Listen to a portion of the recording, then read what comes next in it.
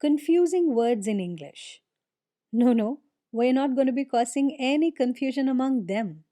We're going to be talking about pairs of words in English that sometimes confuse us. Let's begin.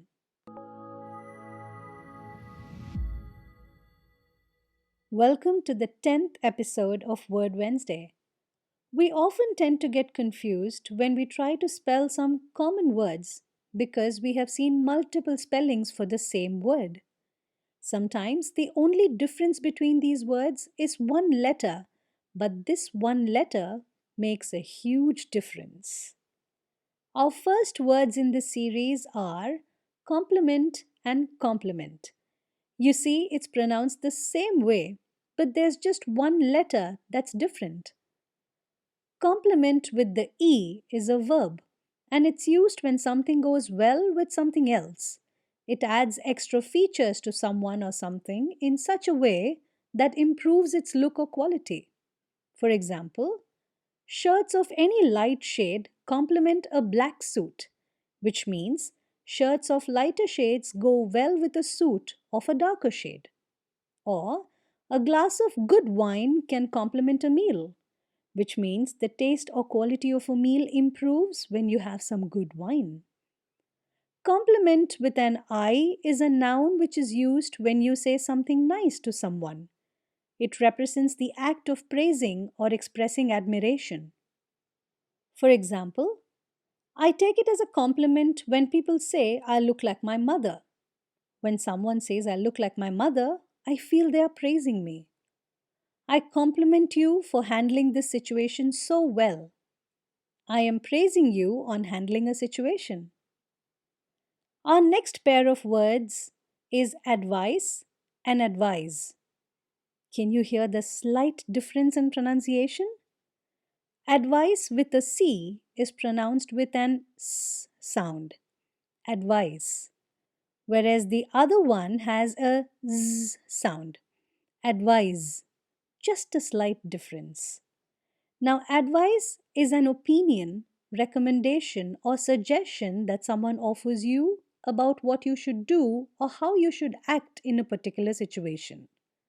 For example, we went to Paris on Farah's advice, which means Farah recommended or suggested that we should go to Paris and we went. Shall I give you a piece of advice? Meaning, can I share my opinion or suggestion with you? Advise is a verb and it's the action of recommending or suggesting something to someone. And what do you call this recommendation or suggestion you give to someone? Advice. So, advise means to give advice. One is a noun and the other is a verb.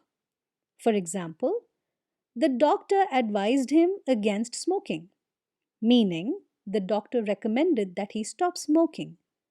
Using the noun form, you can recreate this sentence and say, he took the doctor's advice and stopped smoking. It took quite some time in my childhood to remember which is a noun and which is a verb, but I hope this description has made it easy for you. I strongly advise wearing a mask whenever you go out of the house.